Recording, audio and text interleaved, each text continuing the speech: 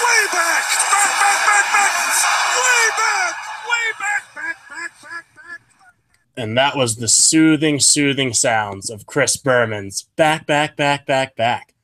Welcome into the SchmoTable, everyone. I'm Shake and Bake here with Divock. And while we're down in Rain Man, we'd like to introduce you all to the Pond Father, coming in to us from South Florida, bringing us some of his hot baseball takes and some great knowledge. Pond Father, welcome to the show. Thank you, guys. I'm super excited to be on. Yeah, Shake and Bake. I liked how you faded that one out that time. Thanks, man. I'm improving. That was great. Working with DJ skills. Yeah, that was an excellent open. I think I'm gonna move. I think I'm gonna move from the sports talk world to the EDM DJ world soon. So gotta practice. What would be your DJ name? It's a good one. I know my DJ name. What's your DJ name? DJ Banga. I mean that's DJ Babanga. Nice. Mine would be DJ JP, but that's because it would be my last name rhymes with Bond, so you put it as James Pond or one. Love that. Big fan. That would be good. That's Big great. Fan. Well, I'll bring my DJ name in for the next show, but let's dive right in. Tonight was the home run derby. It was predictable but exciting, I suppose. Aaron Judge, the sensational rookie for the New York Yankees, just cranked out home run after home run and was really kind of everything we expected. There was really no letdown in his game, and some people were predicting, rookies don't always do well in this event, and he certainly didn't let anyone down in a pretty definitive win. And it was exciting with ball being predictable, which is rare. What were your guys' thoughts on it? So I thought that Aaron Judge was going to win hands down no matter what, because I looked at the competition as saying the only person who could beat him was Cody Bellinger, and that was if he stayed hot the entire night. He didn't end up doing that because I feel like there was sort of this round where Cody Bellinger, the second round, he came out and he was kind of like, it's the second round and I'm having fun with my dad in the backyard. That was kind of like his setup. And Aaron Judge came out, and you can see him because before the commercials, he's down there and he's drinking Gatorade. He's hanging out with the guys, and he's got a big smile on his face, and he's just like enjoying the time. And he goes up there, and he gets this look on his face, and I'm like, uh-oh, here he comes, the Judge.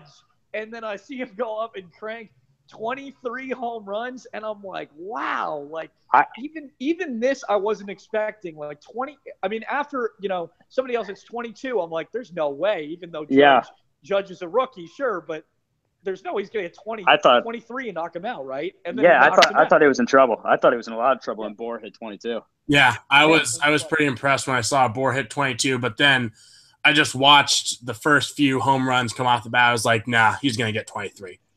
Exactly. And when I watched Bohr win, it was so animated about it. I was like, now here's one guy who in this home run derby, if he hits maybe a couple of more, like 25 or 26, maybe he would be a Judge. But I just don't even think, like, maybe next year, even if Bohr is back in the home run derby and he hits 25, I think he still loses.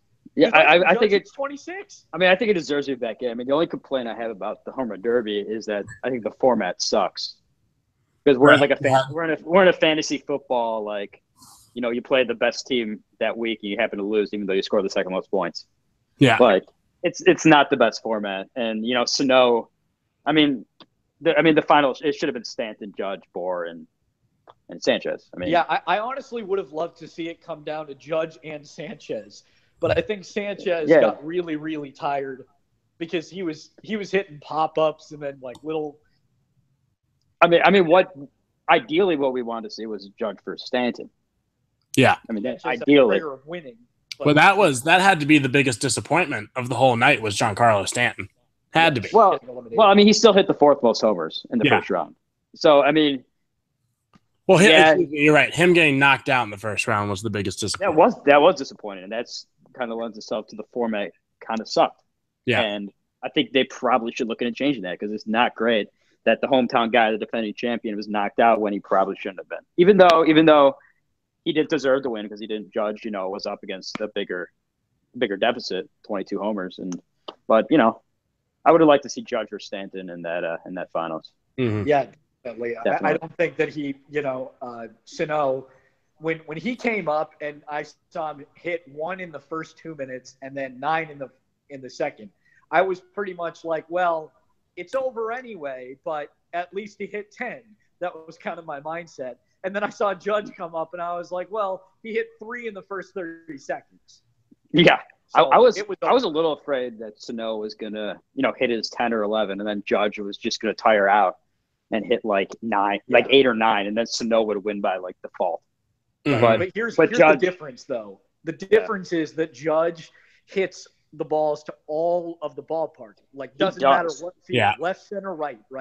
And when you thought about it, like when he hit a ball to right field or to left field, you thought there's no way it's going out, and then it would just go out. So he was. You don't see that in the home run derby. You don't see guys go opposite field. And I was like, this is the first time I think I've seen a guy legitimately go oppo consistently in the home run derby. Like I don't think I've ever seen that. Have you? Rare. Rare. Cano. Very rare. Cano. Did he do it consistently though? I felt like most of his were to right field. No, he didn't do it consistently, but at least he went the other way quite a lot. Yeah, there was a couple rounds where when Cano actually won the home run derby, if you look back at derby, he did go oppo quite a bit. The thing was that it wasn't exactly like Judge, where every other home run is opposite field. Mm-hmm. Yeah, so more so for the derby, talking about real baseball.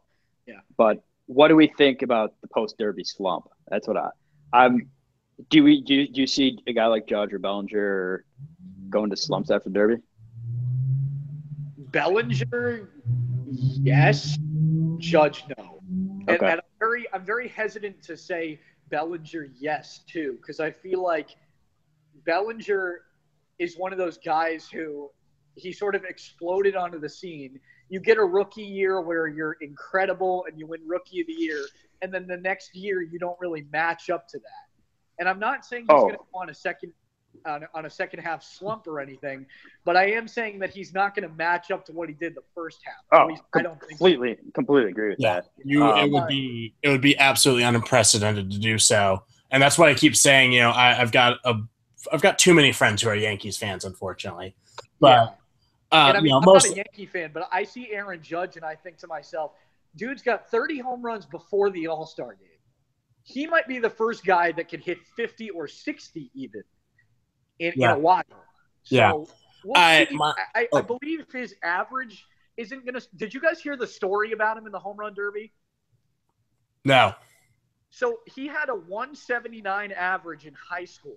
Yeah, I have heard this, actually. Yeah. He wrote out his bad. Yeah. And for those of you that don't know, for those that are going to listen into this podcast, Aaron Judge – has had a 179 batting average in high school. Now, he keeps the 179 batting average on his phone to remind him that it can change at any moment. I think that is a fantastic mindset to have because you remind yourself that every single night is another opportunity, and that's why I don't think that Aaron Judge is going to go on any kind of a prolonged slump. I mean, he's good enough that he might, go on an 0 for 16 or something like that. But as far as just Judge's like unbelievable power, I don't think he's going an 0 for 38 like Bellinger might. Yeah.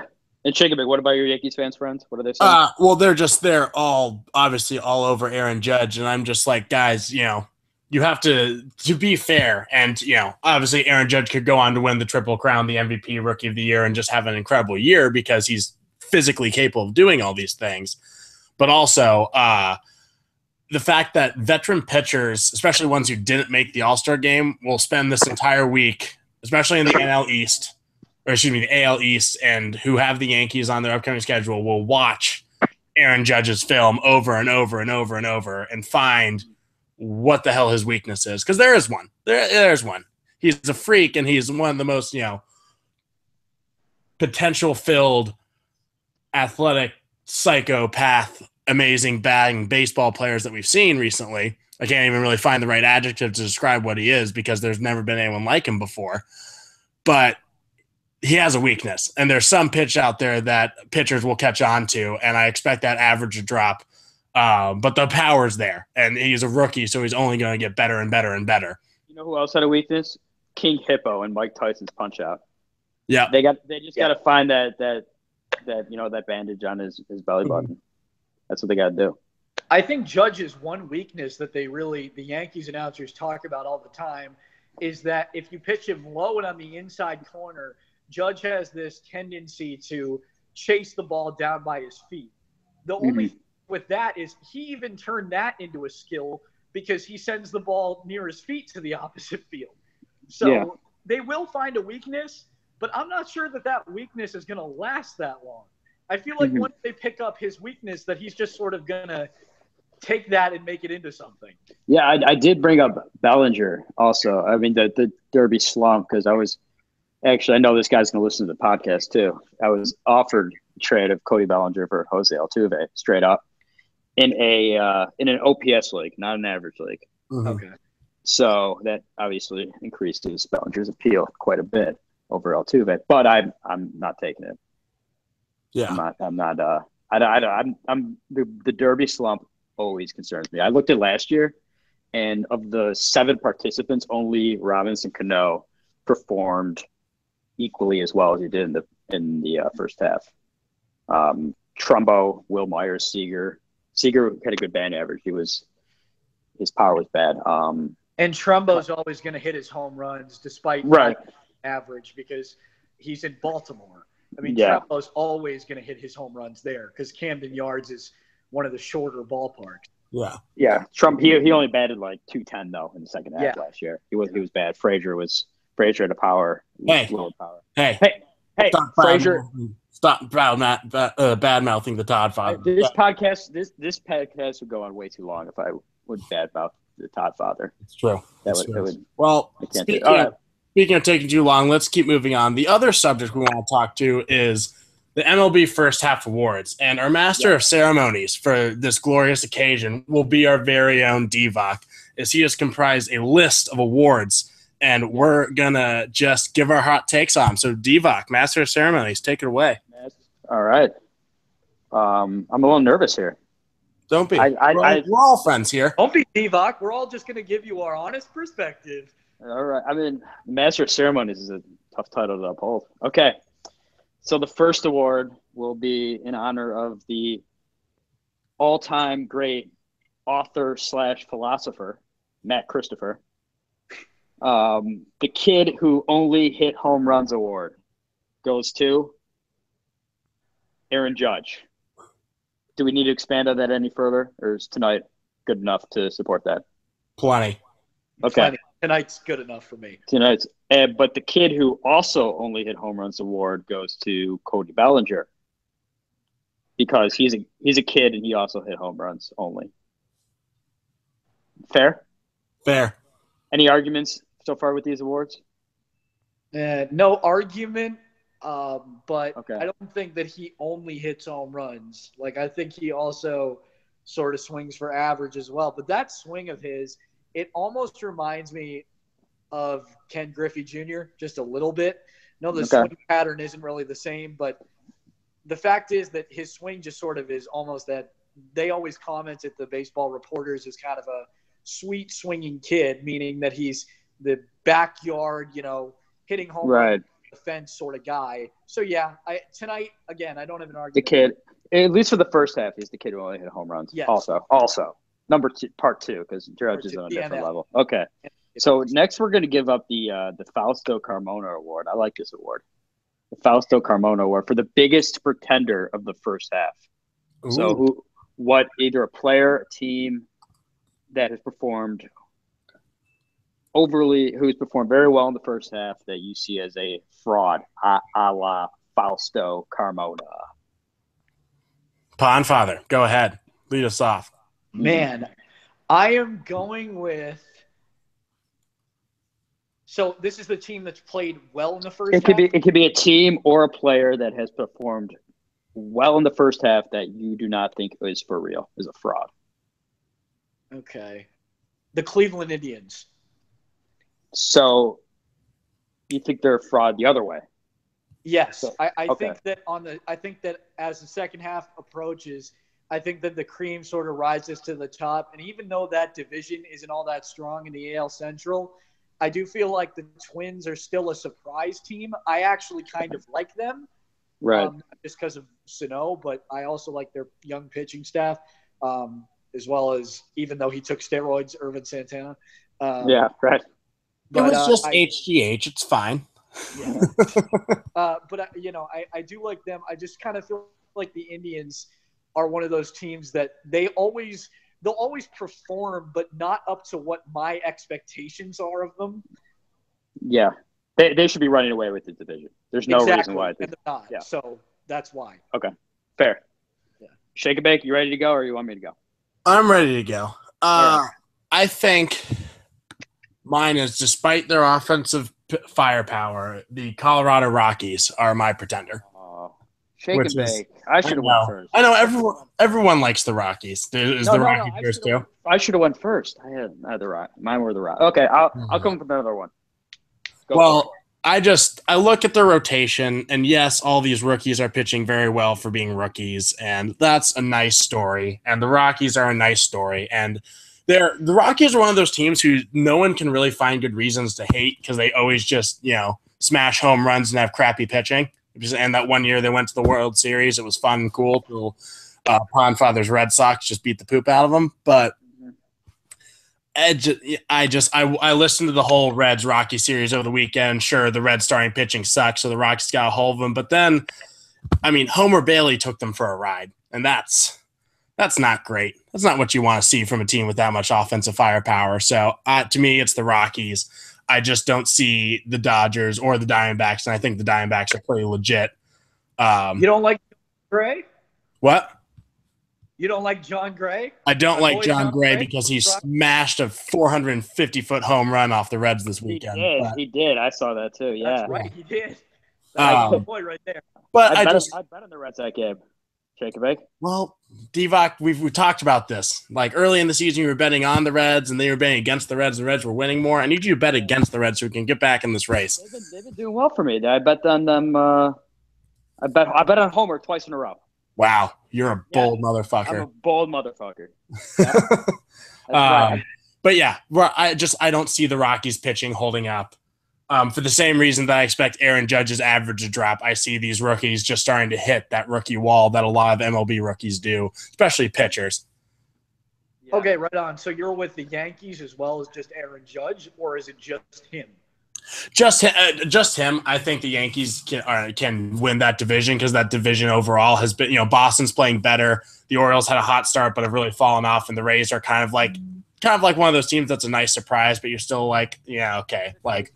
We'll see how far they're your typical like 80 to 83 win team. Yeah, exactly. So to me, I don't think Aaron Judge is necessarily going to end up as a disappointment or as a pretender. I just expect someone to figure him out.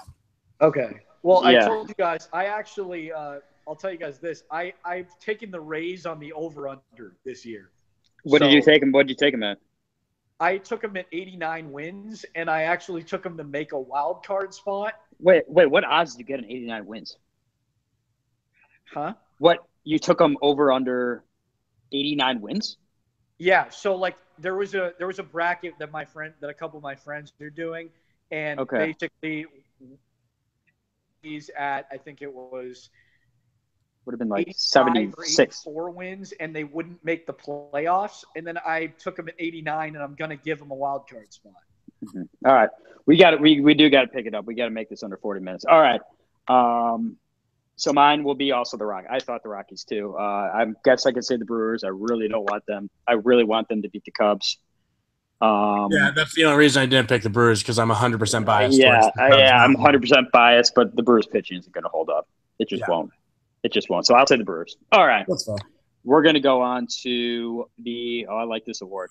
The Who Are You Kareem Garcia Award. Should I say the Pedro accent? Who are you, Kareem Garcia?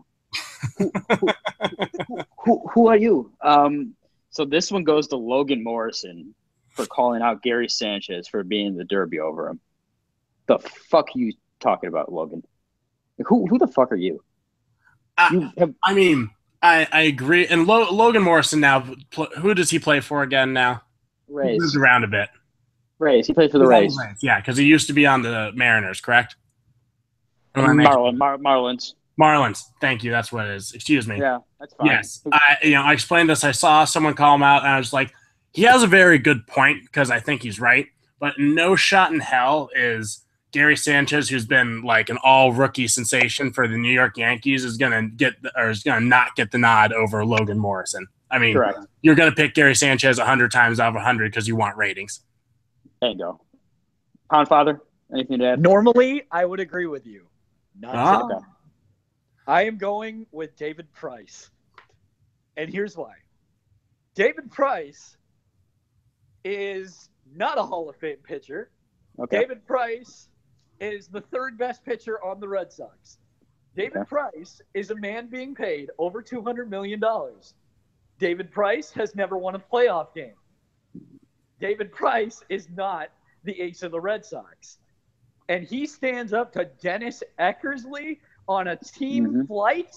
Are you kidding me? Fair. Get out of town. Fair. I like fair. that. I like that. That's a good pivot right there. You can make a case for that one. Stand up for He's got nut. David Price hasn't done anything. No. Yeah, and he's got no reason whatsoever. Well, if only he'd actually signed with the Cardinals, that would have been great. Yeah. And this same result would have happened. It would have been great because they would have covered up everything he's ever done. Yeah.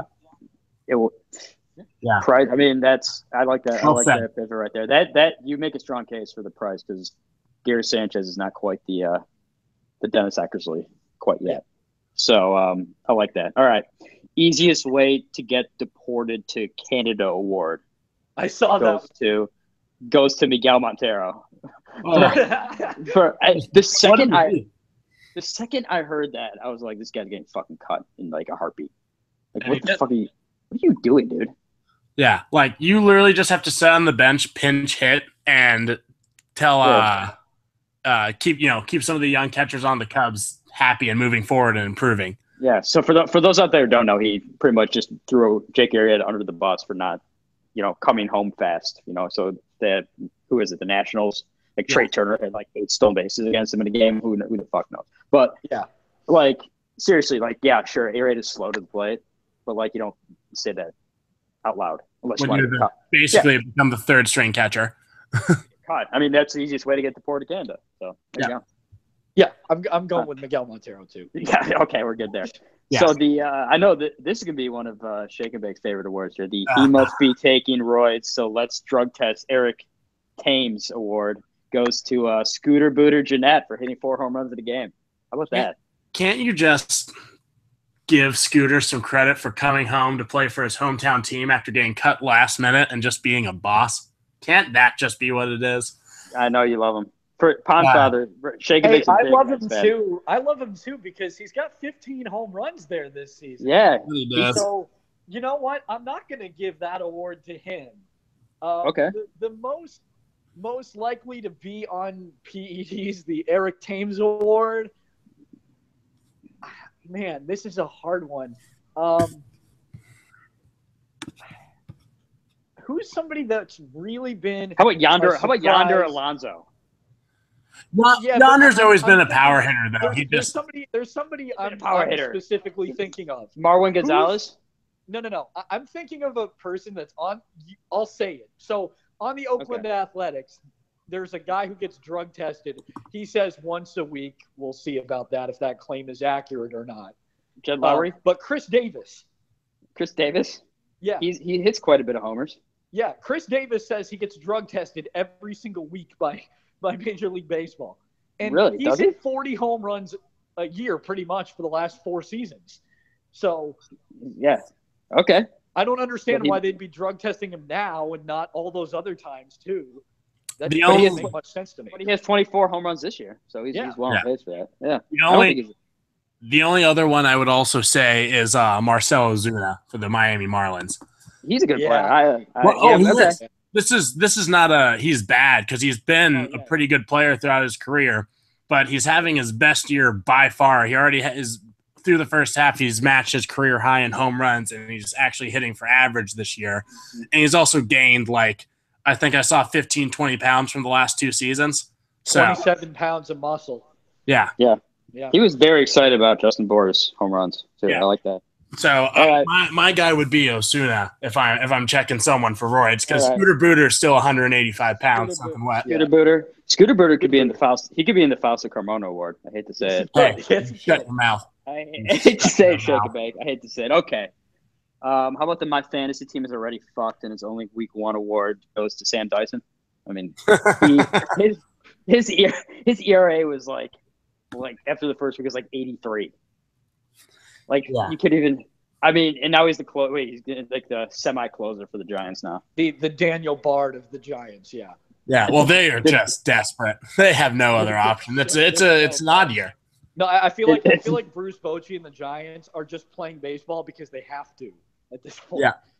Yeah. I mean, there's no other reason to. Yeah. They're just going through the mud. I mean, they lose like every game.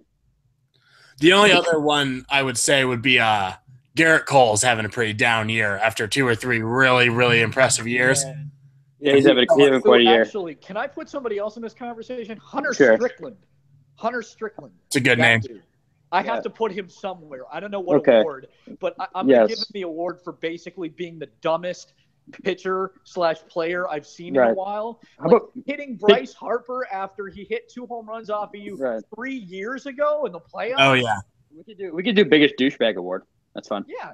And did you guys see? It took 6 guys to get him off the field. Yeah. Oh yeah, he's a large human.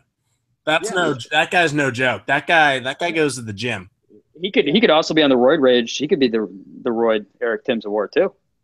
Well, except for the fact that he sucks. Yeah, or just the Butthurt award. All right. How about this award? I like this one too. I like all these awards. This is why you don't sign players working at the Golden Corral Award goes to Matt Bush, who is no longer the Rangers closer, and because of his limitations on where he could be at because he just got out of jail. The only place he could go from was to his house and to his job at the Golden Corral. So when the Rangers tried him out, it was in the parking lot of the Golden Corral. So that I don't think I knew that. I think I might have missed that. Yeah, no, I didn't know that. I didn't know that either until they talked about it on the until I looked it up when he was pitching against the White Sox. So that's fantastic. Did you know that, Pop? I didn't know that. I saw that they worked him out in a parking lot, but I didn't know it was that. You didn't know it's a Golden Corral. Yeah, that's why you don't sign players pitching at the Golden Corral or working at the Golden Corral, and they end up, they're not going to help your bullpen problems. Okay. No. How about we're just trying to make baseball fun again award, which goes to every pitcher not named Max Scherzer, Clayton Kershaw, or Chris Sale, because for letting up more homers in the month of June than ever in the history of baseball. Yeah. So, what a year it's been for the long ball, and there's been a lot of talk about what's been nicer than less talk about, he's on steroids, or they're like messing with the balls or something like that, or messing with the bats. It's just been like someone actually looked and was like, the swing is just different. People are the way people and a lot of the younger generation are swinging is they are trying to drive the ball, not just slap grounders and doubles. They are trying to knock the crap out of the ball and knock it up rather than just hitting a line drive. And it seems to be working. Yeah. I would say it seems to be an entire generation of these young kids. I mean, look at Jose Altuve is not an example of it, but everyone else is pretty much. Mm-hmm. I mean, they're all trying to swing for the fences. Mm-hmm. I mean, if not, basically the question is, what are you doing this for if you're not doing that now? I mean, basically but then you have Jose Altuve can actually hit for some power despite his size, which I've always found impressive. He's got 13 bombs this year. So yeah, like the person who shouldn't be doing it but still is my favorite leadoff hitter, Billy Hamilton, who just tries to put a loop in that swing. I'm just like, dude, choke up, slap the ball on the ground, you'll be on first in an instant. Stop. Or like Tim Anderson. Or like Tim Anderson, who just swings at everything. Yeah. I also feel like, even though I love him, I have to go there, Dustin Pedroia.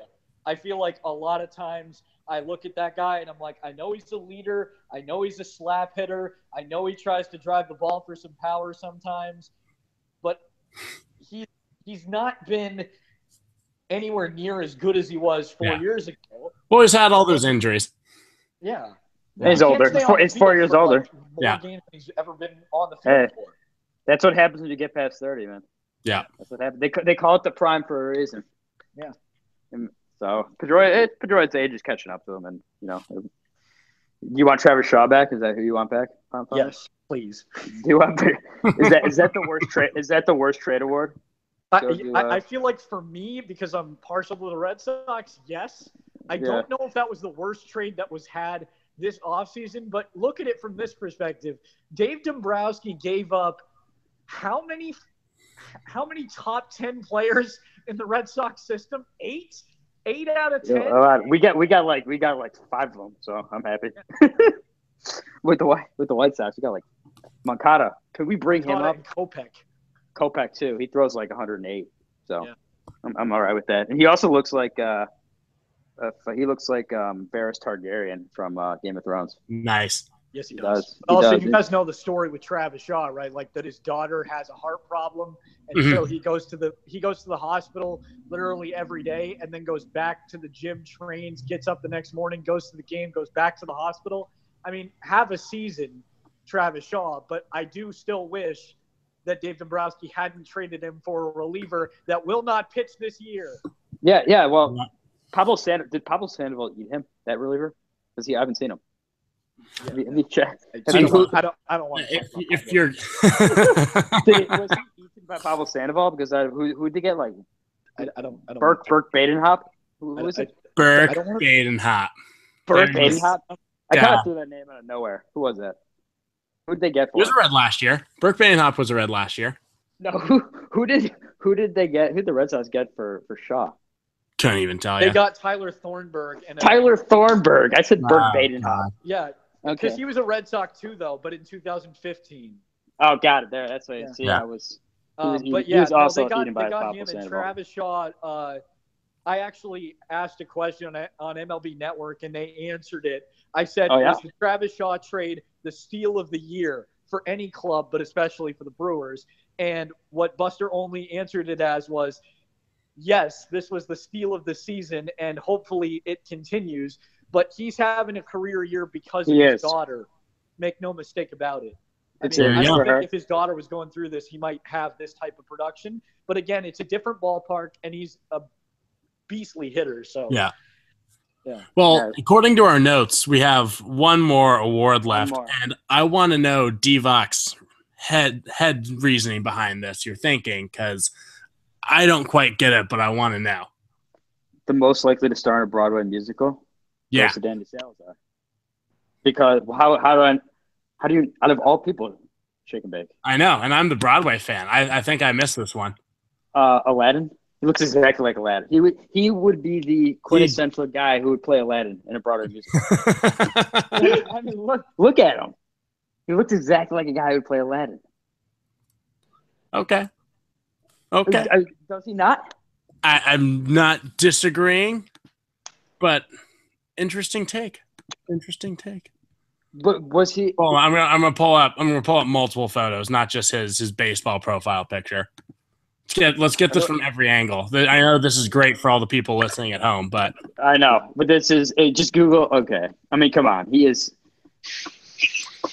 Okay, come on. Look at the picture of him in the minor league one, with the minor league hat. It's one of the first pictures that comes up. Okay, now I see it. All right, you win. Yeah, I see it too now. That's 100%. You win.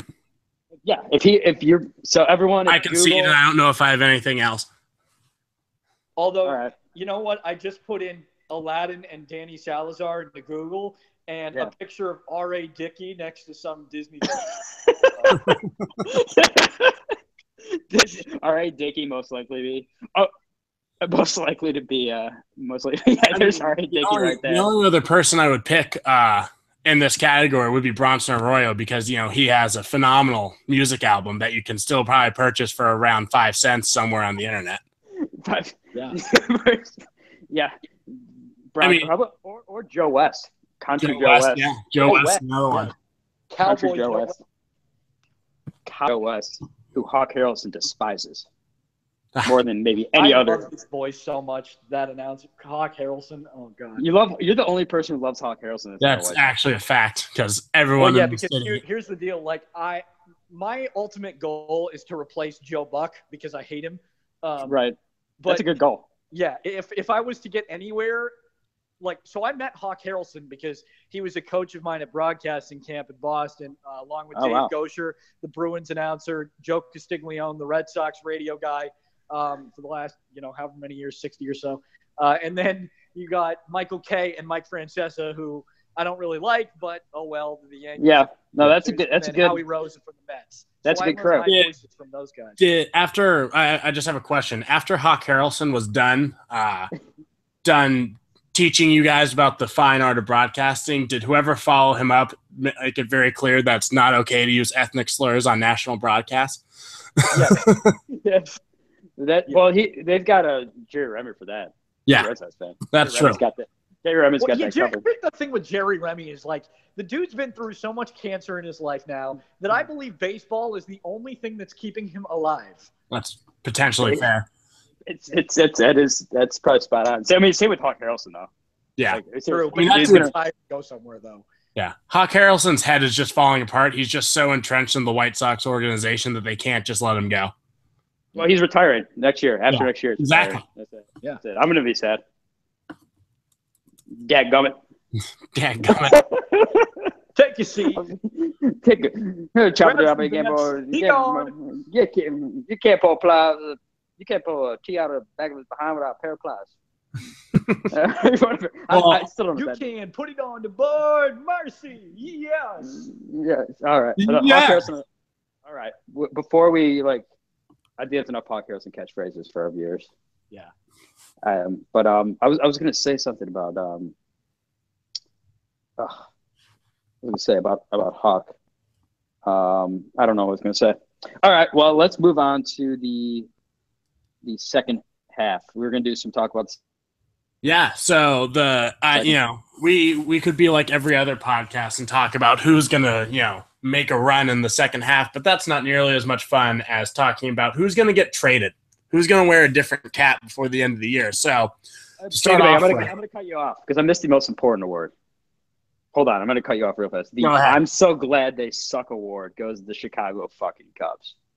Ah, great. Yeah. That's great. Oh, they let up 10 runs in the first inning last game. Were you just at home cackling? If I didn't have John Lester on my fantasy team, I would have been, but I was a little upset about that, to be honest. I was happy that only 4 of them were earned, though. Yeah. That's what I was happy about. So, yes, I was at home cackling. Okay. Whatever last year's magic was, they used up all their team of destiny in 1 year. Yeah, I'll go with them for the NL, but I'm also beyond pleased that Baltimore sucks this year. Okay, well, I don't care about Baltimore. I have nothing against them. But as a Red Sox fan, I can see why. No. It's not even about that. It's about me not liking Buck Showalter. It's easy not to like Buck Showalter. That's fair. Or is it anything to do with the fact that the Red Sox and Manny Machado bullshit? No, but I also like to see Manny Machado get upset. All right, I think that's well within your rights as a Sox fan. But let's move on to some second half talk. So the trade deadline always comes up. There are a ton of names that always get thrown around every year from the minute the baseball season starts up until the deadline. So Ponfa, let's start with you because you had an interesting take before we got on air. Who is your biggest name to get moved? Who's going to be the hottest name on the trade market for you? 2 guys. Going to get moved. 2 guys. Martin Prado of the Miami Marlins and Todd Frazier of the Chicago White Sox. Oh, God, you just gave me a boner. Oh, my God, that's the best thing I've ever heard. Divock and I have agreed that I will take back Todd Frazier, the love of my life, for a hot dog, and I will cook Divock a mean hot dog. I don't even like hot dogs. That's weird, and now I'm just uncomfortable. I like best kosher hot dogs. We can do that. It's fine. All right, Pondfather, continue. All right, so I see Martin Prado being moved because I've heard his name not only thrown around the league, but because of the fact that I'm in a sports management program at Lynn University, and they're really sort of associated with Major League Baseball. They're really integrated with a lot of people in the organizations, especially down here in Miami. So when they were talking about Martin Prado possibly being on the move, it's not just that Prado is a good to great infielder. It's also that he's a clubhouse leader, And so there are plenty of teams in the AL East that could use him. I definitely know, for example, that the Red Sox are on the radar because, let's be honest, they can't have a third baseman named Two-Way Lin or anybody else, no matter how much I like them. Two-Way Lin? Is he the best two-way player in the league? Yeah, definitely.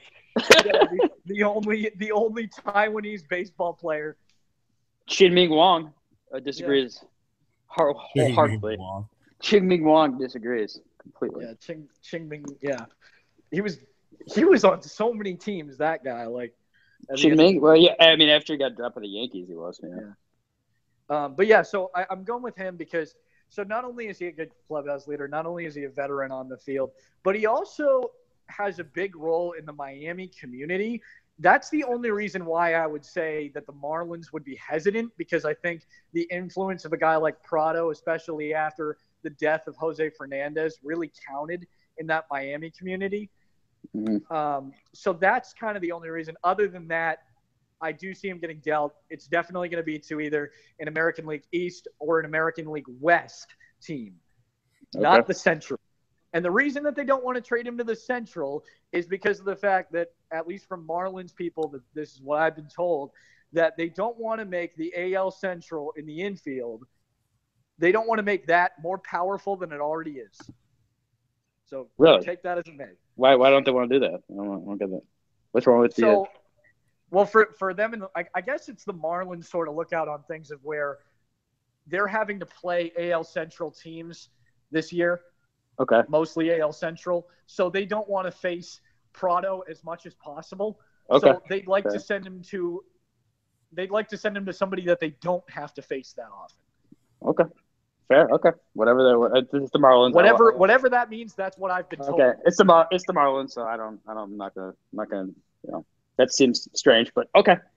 And then the second thing is Todd Frazier, because let's be honest, are there really that many good third basemen other than Josh Donaldson? You just called him a good third baseman. Hey, yeah. He's a fine third baseman in the field, but I'm not going to go into. Come home. He needs to just come home. Yeah, because not back to Cincinnati. Who are you guys going to trade for him? Jose Peraza. Well, I'll give. Oh my god, I don't even Frazier. Okay, I know Frazier would be a good fit for the monster because his swing is basically he's a 4-outcome player. Basically, strikes out, walks, hits a pop up in the infield, or hits a towering fly ball in the left field. That's like the only 4 things he does. Yes. So that's a good fit for the monster. But at least he can field, and he doesn't have more errors than games played at third base. Cough, cough. Pablo Sandoval. Cough, cough. Okay, well, Marrero can field. Yeah. Yeah, he can field, but. He's known for his defense. About 220. Neither will Frazier. All right. This is enough sacrilege versus the Todd father. Divock, who's your guy? Who's my guy who's going to go? It's going to be David Robertson. I mean. Ooh, okay. Tell us why. I mean, the Sox are. I mean, basically, they're looking to get as much young talent as possible. I mean, that's the goal. They want to get as much talent as possible. Trading David Robertson. I mean, the Nationals literally are desperate for a closer. Desperate.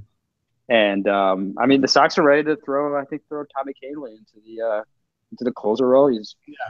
He's been going through a bit of struggles, but he's been striking out. One time he did the strikeout rate like about 45%, right up there with Kimbrel and Jansen and and the Nationals. The Nationals. I mean, there's always a market for closers in the. And something that is really interesting is I was reading a book about if I was reading Baseball Between the Numbers, if any of you have read that, and about how in the playoffs especially, the 3 most significant factors they identified were the strikeout rate of the pitching staff, the quality of the defense, and then the quality of the closer, which is interesting. Mm-hmm. If you think about it, every team in the World Series, somewhat recently, has had a really good closer.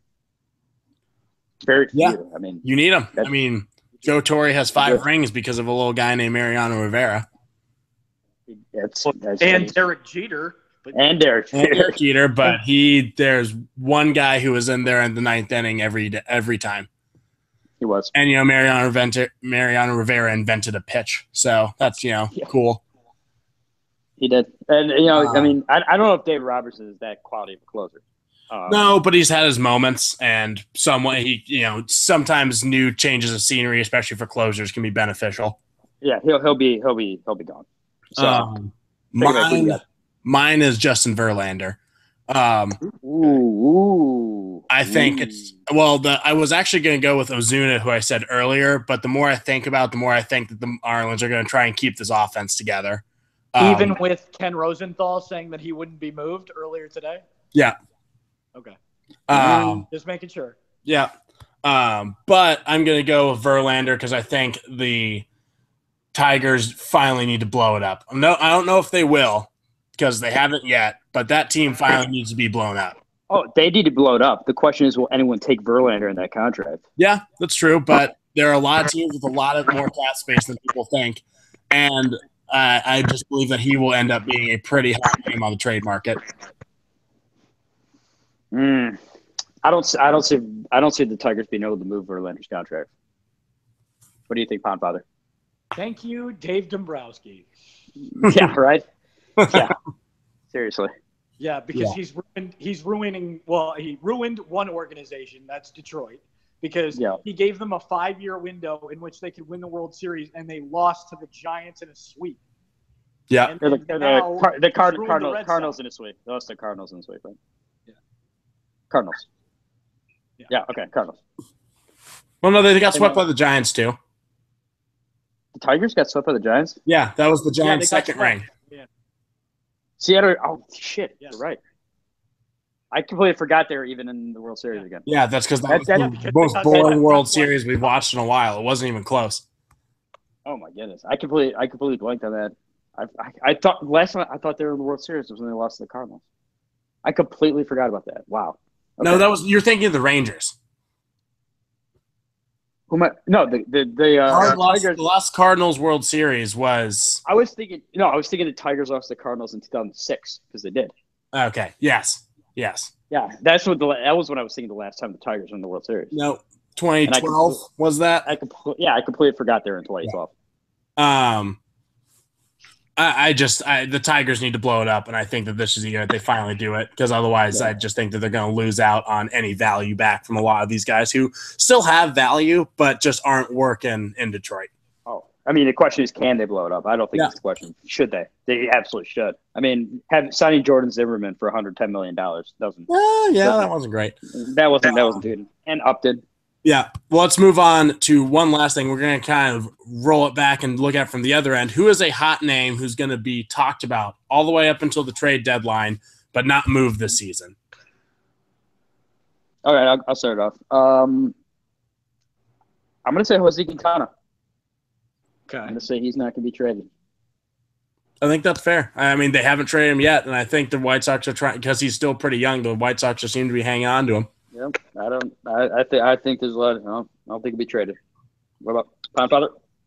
Okay, I'm gonna go with every single person on the Marlins. Okay. All right. Because close to the situation. They're in the process of being sold right now. Mm-hmm. Number two, there's been talk of fire sale that's going to happen. I don't know when exactly, but they said after the All-Star break is the most likely scenario for that to happen. And number three, I think that nobody, and I mean nobody, not even Giancarlo Stanton, is expendable on that team. So I'm going to say everybody on that organization, everybody on the depth chart, everybody on the 40-man roster, everybody that's there. Mm-hmm. All right. Wait, this was for you think that they could be traded or they won't be traded? I think they could be, but they won't. Okay. Got it. Yeah. Fair. For me, I'm staying home, and I think it's going to be Zach Cozart. I think Cozart could help any contending team, being that he plays a great shortstop and is batting over 340 still. But I think barring a absolutely blockbuster trade, I don't think he's going to get it. I think the Reds want a lot for him, and I don't think, for whatever reasons, he's being undervalued, probably because he's going to command a big deal soon and is already 29 or 30 years old. But he's a phenomenal bat. He's a phenomenal shortstop, and I think his best value trade wise will come in the offseason. This reeks of a career year for Zach Kozar. Yeah, reeks. It already is. I mean, basically. I mean, just like you put it, though. This reeks of a career year. Yeah. I'm saying, yeah, just like a career year, and he'll just be like typical Zach Kozar the rest of his career. That's fine, as long as we get something cool for him in the offseason. Scooter Booter too. Yeah. All these Reds are having career years, and they still can't even. They're still in last place. Hey! Yeah, they still won't make the playoffs. They make the playoffs. They got to get out of the last place of the NL Central. Well, this is over. We're done. Fuck you guys. I do hope. I keep believing our division is dumpster trash. Luis Castillo actually looks really good. Yes. But I mean, the Reds are a starting pitching issue, not a hitting issue or a bullpen issue, which is rare. Right. Well, Luis Castillo looks great for a guy who used to be a second base. For a guy who used to be a second baseman. Yeah. Figuring it out. We'll get Disco back, and then we'll really get hot. Just wait for the Disco Inferno, guys. I think I've heard you've been saying that for like 2 years. We'll get Disco back. Well, it happened last year, so yeah. And this year, can I just say one thing that my mom wants to happen with a certain Reds pitcher? Your mom, okay, go for it. She wants Bronson Arroyo to retire a Red Sox because of the fact that he was her first signature. Well, that's great. You can have him. Yeah, but I feel like he's been one of the most dependable starting pitchers in baseball up until obviously this year, where he said to Ken Rosenthal that he was done, that he's finished. Yeah. So, you know what? He did. I listened to his exit interview. Yeah. He can't move. Bronson Arroyo literally can't move his arm anymore. Like it's so messed up. He had a great career. He did. Yeah. I mean, he was a white guy with cornrows. Amazing career. And a music album. What a guy. And a music album. And a World Series ring. And a World Series. Most innings ever pitched on the Reds or whatever. Yeah. And his name was Bronson. So many great things. That's just. I mean, we can keep going, guys. The wind up. Here's the Bronson Arroyo. We should make our own Bronson Arroyo award. Yes, we should. It goes. No one has the wind up anymore. No one has that leg kick, man. Yeah, well, okay. Well, wait. Johnny Cueto, Clayton Kershaw. Like, let's not forget those dudes. Well, Cueto's is the turn. Yeah. And Cueto's got the shimmy. The turn and the shimmy. Kershaw's isn't as extreme as Bronson Arroyo's is. Yeah, he's got the straight. Bronson's got the straight leg kick, right? Oh yeah, that's just hip mobility, man. Yeah, I like it. All right. Well, this was good. This was good. Congratulations to all our award winners. Yeah. Yes. Really hope you guys have a spectacular evening. Go out and celebrate. It's the All-Star break. It is. Well, it's late here. I'll be out tomorrow, so you know. Yeah, what's like living in Miami? That must be amazing. Did you get hit by any Aaron Judge baseballs? Yes, of course I did. A couple. Yeah. Flying out. Were you concussed? They broke my windshield. You know what I mean? Were you concussed while doing this? Oh yeah, totally. Okay, that's fair. We don't have a. I got hit by one of those lasers, 500 miles an hour. You know. Yeah, we have no concussion protocol on here. So. Respect that. Well, because otherwise Giselle would rat us out. Sure. Back. Lead us out. Lead us out. Good night, everyone. Way back. It is back, way back.